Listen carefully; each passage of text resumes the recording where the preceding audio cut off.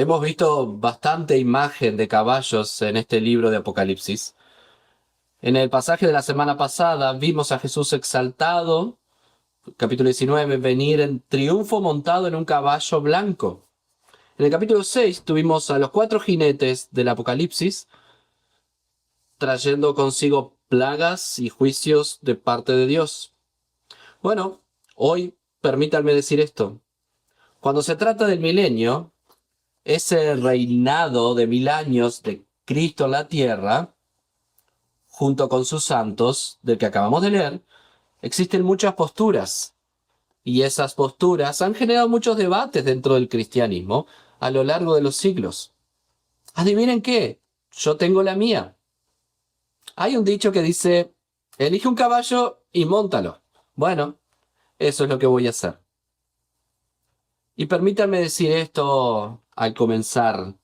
Como hay muchas perspectivas diferentes sobre el milenio entre creyentes que aman la Biblia, no debemos permitir que esto se convierta en un punto de división. Debemos ser buenos oyentes cuando otros expresan ideas distintas. Eso no significa que no intentemos persuadirlos de nuestra postura, pero lo hacemos con humildad y un espíritu apacible. Algunos años atrás, nuestro pastor asociado, Neil Patel, intentó ser ordenado por la Asociación Evangélica de América, la asociación que somos parte, pero no pudo ser ordenado. ¿Por qué? Porque él era, y sigue siendo, amilenialista. Neil,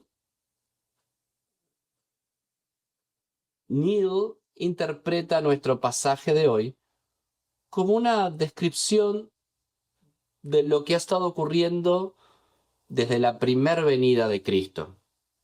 En esencia, cree que estamos viviendo en el milenio ahora mismo, pero nosotros, en ese momento, conocíamos el amor de Neil por el Señor y su compromiso con la palabra de Dios. Así que como iglesia local llevamos adelante todo el proceso de su ordenación como iglesia local y al hacerlo no tuvimos problemas con la denominación, con la Evangélicos Libres. Creo que fue un poco más aceptado dado que Neil era pastor asociados, mientras yo como pastor principal mantuviera una posición premilenial, estábamos bien. Y aún mantengo esa posición, la cual voy a estar presentando hoy. Solo como una nota adicional antes de orar y directamente al texto, la Iglesia Libre ya no más requiere una posición premilenial para la ordenación, ya que nuestra declaración de fe fue revisada levemente, que decía que creíamos en el regreso premilenial de Cristo, y ahora dice que creemos en el regreso glorioso de Cristo. Creo que fue un movimiento sabio, ya que esta doctrina del milenio no es esencial o doctrina para la fe cristiana. No, el regreso personal de Jesús, la existencia del infierno y los nuevos cielos y la nueva tierra sí lo son, esenciales para el cristiano. Así que al recordar este pasaje, algunas referencias a otras posturas, en particular la postura milenial, la de Neil, pero por la general me quedaré cabalgando en este glorioso caballo premilenial. Oremos antes de comenzar. Señor, ayúdanos a ver cuán relevante es esto. No es algo académico, no es un ejercicio académico. Muchos de nosotros escuchamos al presidente Trump hablando sobre las bombas a bombardear Irán y nos recuerda que vivimos en un mundo caído, en un mundo de reyes, reinos, dominios, pero tú eres el anciano de Dides y todos los dominios te pertenecen. Señor, oramos por paz, porque este mundo vendrá pronto, el Señor vendrá pronto. Pero en cada generación que vivamos siempre habrá guerras, rumores de guerra, hasta que un día todo llegue al final. Y queremos estar listos para ese día. Y queremos entender estas cosas. Ayúdanos, Señor, mientras vamos por el pasaje de Apocalipsis, no solamente a entenderlo, sino ser tocados emocionalmente y espiritualmente mientras pensamos este prospecto hermoso, maravilloso del final de Satanás. Ponemos esto en tus manos, en nombre de Jesús. Amén. Entonces, en primer lugar, 1000 años.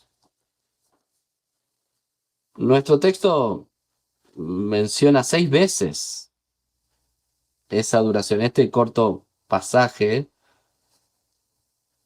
pero ¿se refiere a 1000 años exactos, como 52.000 semanas o 364.000 días? Podría ser, pero como hemos visto, como hemos mencionado a lo largo de nuestro estudio, los números en la literatura apocalíptica, como el libro Apocalipsis, son simbólicos. El número 1000 indica plenitud, totalidad, inmensidad, 10 por 10 por 10. Incluso vemos este número utilizado simbólicamente en otras partes de las escrituras, fuera del género apocalíptico. Por ejemplo, en Salmos 50:10 se dice que el Señor posee el ganado sobre 1000 colinas. O el Salmo 94, 1000 años para ti son como el día de ayer, que ya pasó.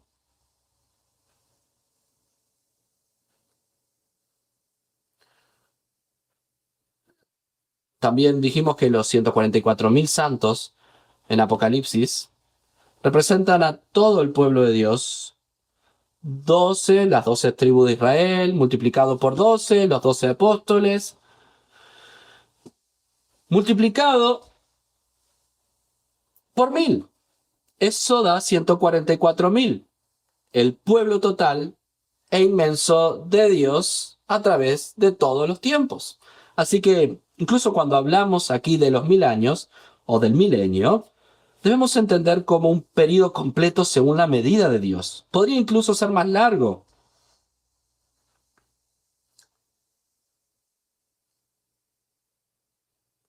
Pero si lo consideramos como un periodo de tiempo, no importa el tiempo que sea, podríamos imaginarnos como hitos, como andar por el río de Galina y senderos. En el primer hito podemos ver el comienzo de esto, o podríamos decir esto: Satanás atado. Todo este pasaje gira en torno a Satanás y su eventual derrota completa, pero permítanme decir algo más. Recordemos el pasaje anterior, el capítulo 19. Jesús ha regresado del 19 al 20, ha regresado en gloria. Ha aniquilado a los ejércitos que se habían levantado contra él por medio de la bestia, sí, Satanás. Así que en realidad podríamos considerar que el primer hito es el regreso de Cristo, ahora para reinar en la tierra.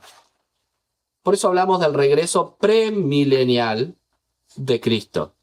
Él retorna antes de que comience el milenio. Otros sostienen una posición postmilenial. Quizá recuerdan esto de nuestra clase de Fundamentos de la Fe en este semestre. Hablamos de esto. Esa postura sostiene que Jesús regresará después del reinado de 1000 años de los santos sobre la tierra. Esa visión ve un triunfo progresivo de la iglesia en esta era, transformando el mundo, lo que culmina con el regreso de Jesús. Esta visión optimista perdió muchos seguidores después de las dos guerras mundiales. La gente pensó, no, las cosas no están mejorando, están empeorando, pero nuestra comprensión premilenial, Jesús viene y entonces comienza el milenio con el encarcelamiento de Satanás.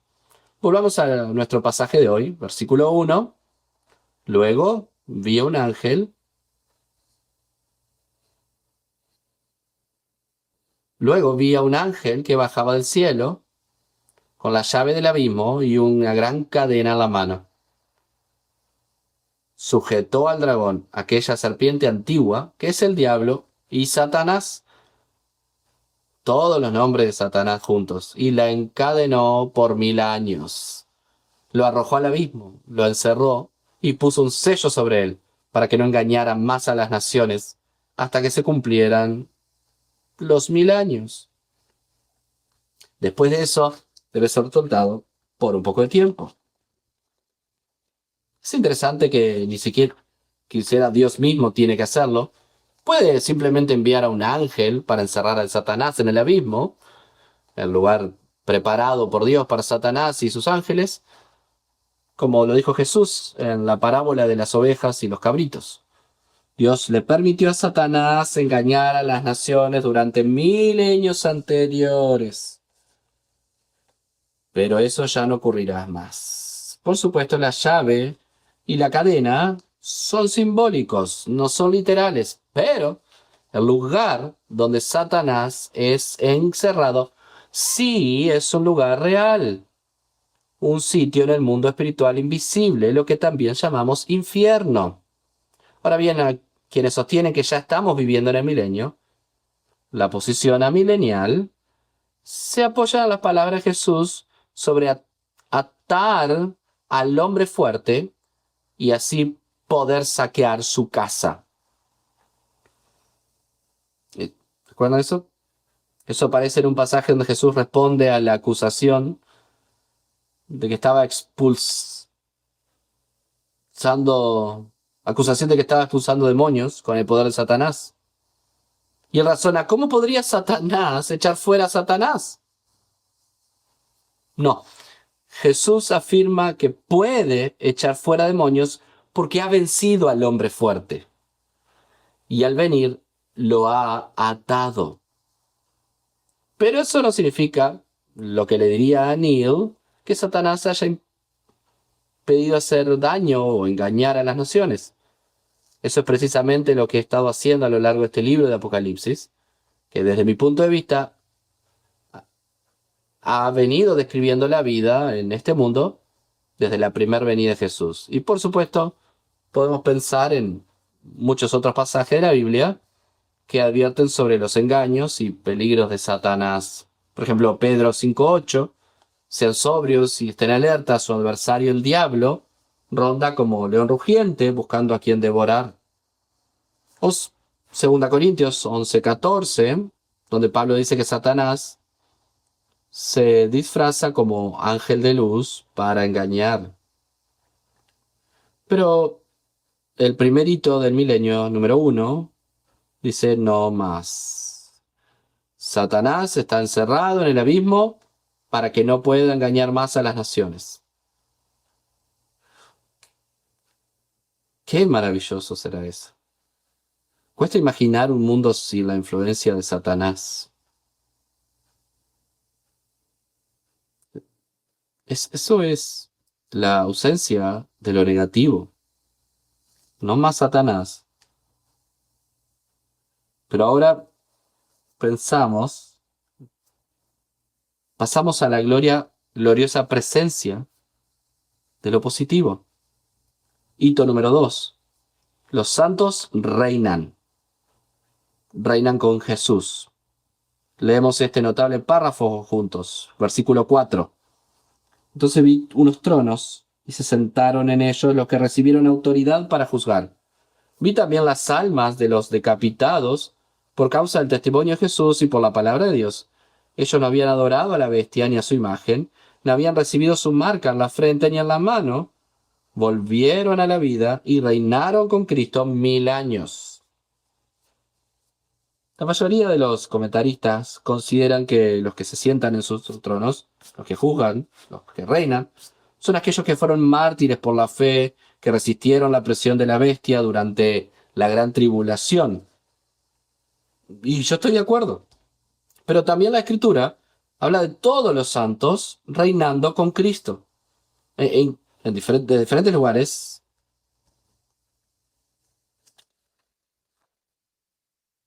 Lo más probable es que estos mártires representen a todos los santos, a todos los que han vencido a lo largo de los siglos.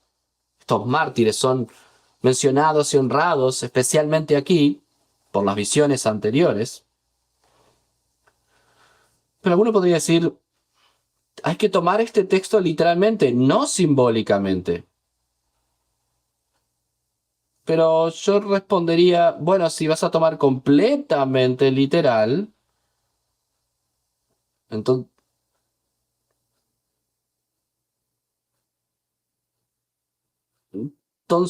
no se trata de todos los mártires, sino de los decapitados. Eso excluiría a los que fueron quemados, públicamente ahogados, muertos de hambre, como ha sucedido con tantos creyentes a lo largo de la historia.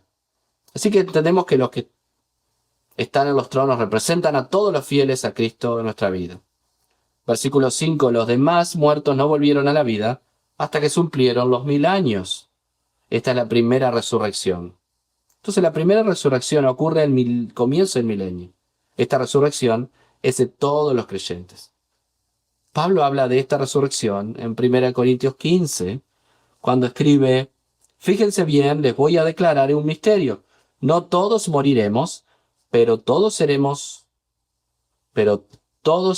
transformados en un instante, en un abrir y cerrar de ojos, al toque final de la trompeta, pues sonará la trompeta y los muertos resucitarán incorruptibles y nosotros seremos transformados.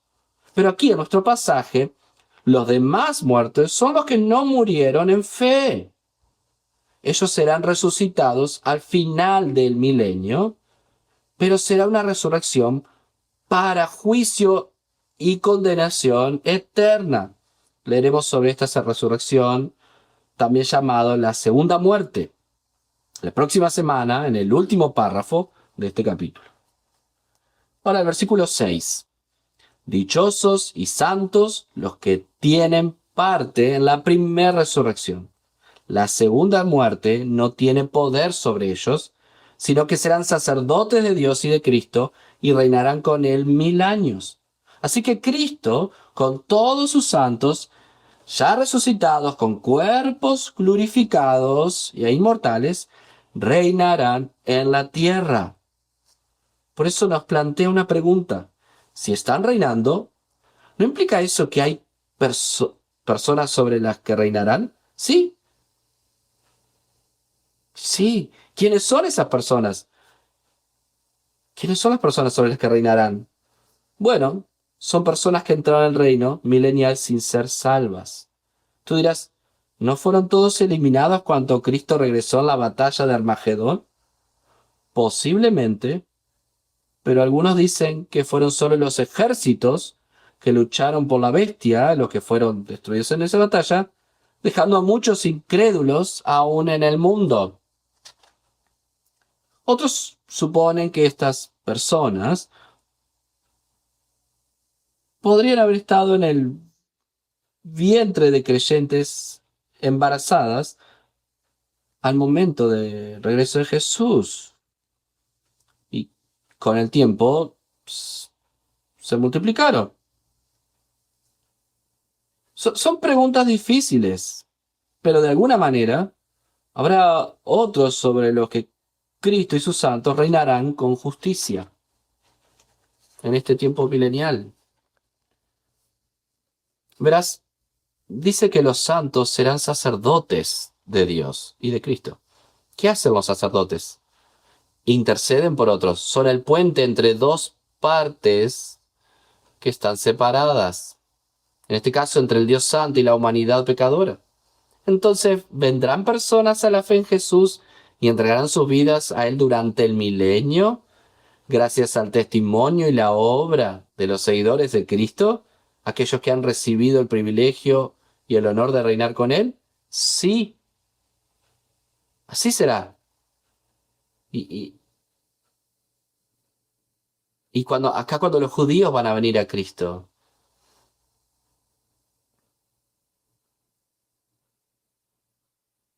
Y ahora, sin la influencia de Satanás, ha sido atado, habrá menos barreras para el arrepentimiento y la fe. Puedes decir entonces habrá santos viviendo en el milenio, ya con sus cuerpos resucitados, junto con aquellos que aún no han recibido sus cuerpos resucitados. ¿Cómo puede ser esto? Bueno, esa fue la situación con Jesús después de su resurrección. Nuestros cuerpos resucitados serán como el de Jesús, como enseña Pablo en 1 Corintios 15, y Jesús fue confundido con el jardinero fuera del sepulcro. Tampoco fue reconocido por los discípulos en el camino de Maús. Aún su cuerpo estaba perfeccionado, sin posibilidad de morir otra vez, siempre joven y aparentemente capaz de moverse de un lugar a otro rápidamente, incluso atravesar puertas cerradas. Tenía mucho en común con su cuerpo antes de la resurrección.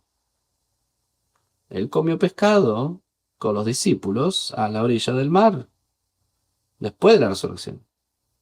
Eso es una buena noticia para todos nosotros que amamos la comida.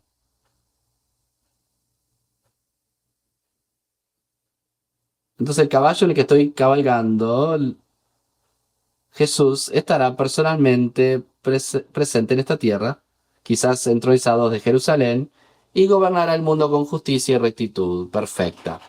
Y lo hará a través de sus santos, a través de nosotros. Pienso en la enseñanza de Jesús sobre las recompensas eternas, en la parábola de las 10 minas en Lucas 19. Habla de sus siervos buenos y fieles, que tiene autoridad sobre 10 y luego sobre 5 ciudades. Las recompensas eternas tienen que ver con el privilegio de servir a Jesús. Ahora entiendo muy bien que cuando pensamos en el milenio y esta interpretación bastante directa de los versos, hay muchas preguntas. Y la mayoría de estas preguntas simplemente decimos, no, no lo sé. ¿La gente incrédula morirá durante el milenio? Yo diría que sí.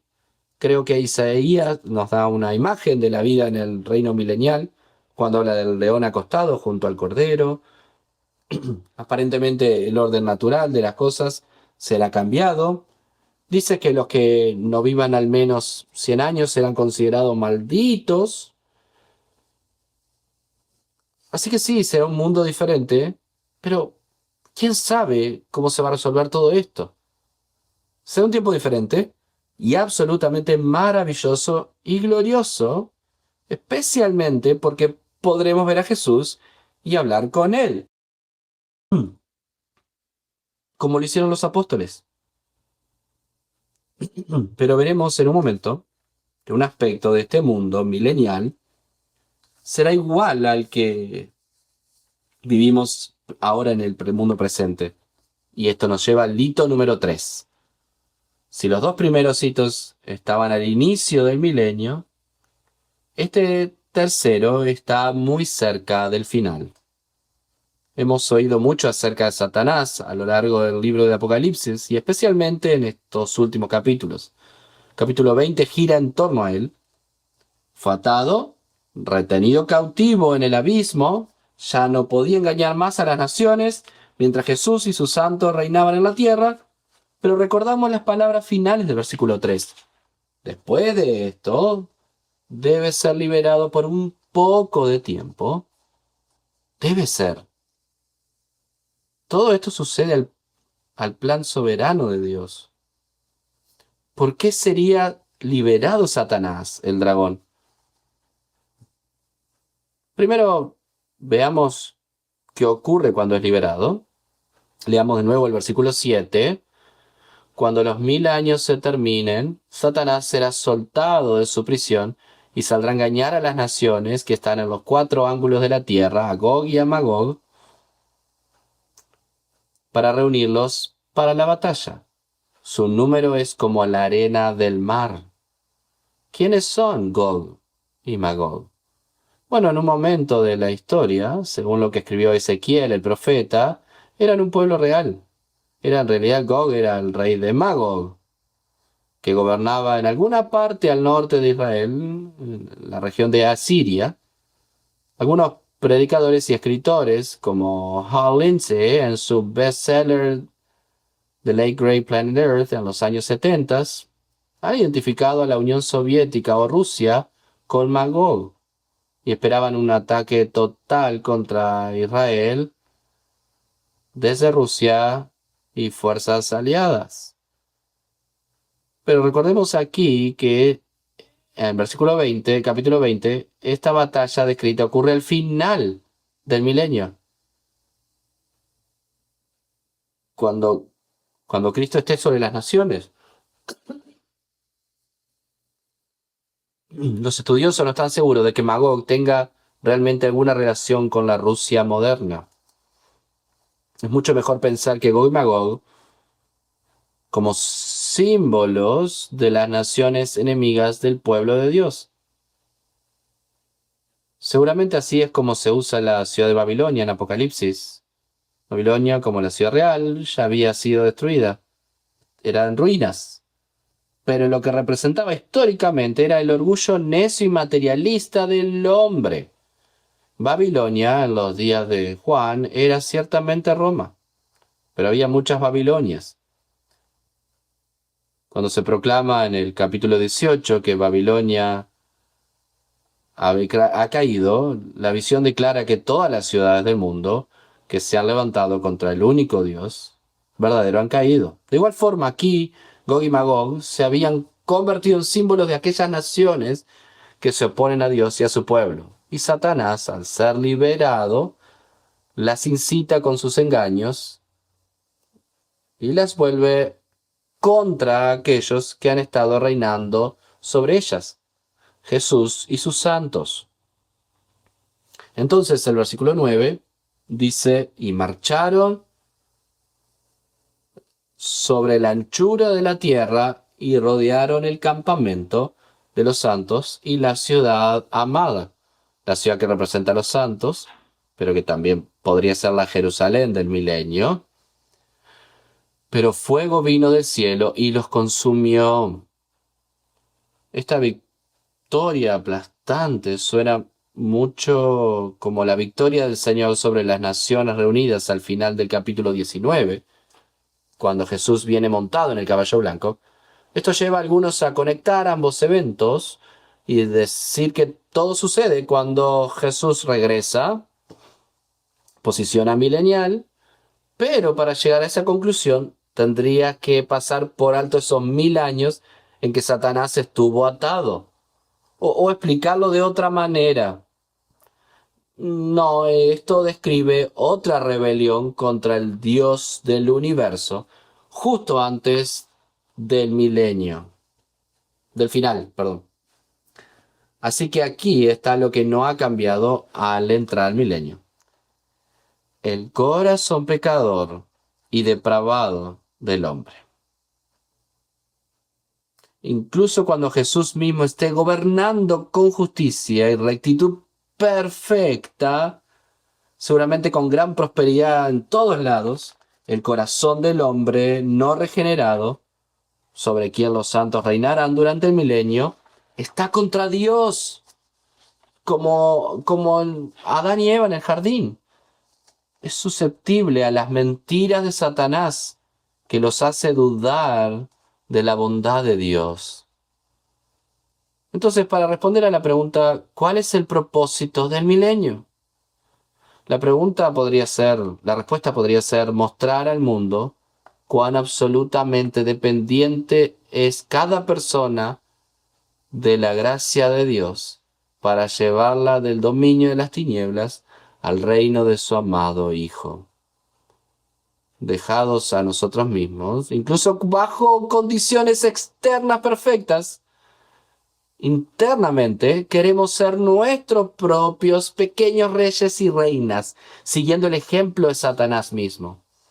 Y así el milenio también muestra que Dios está justificado en castigar eternamente a quienes se rebelan contra Él, compartiendo el lago de fuego con el gran rebelde engañador, como veremos la próxima semana, después del juicio ante el gran trono blanco. Versículo 10.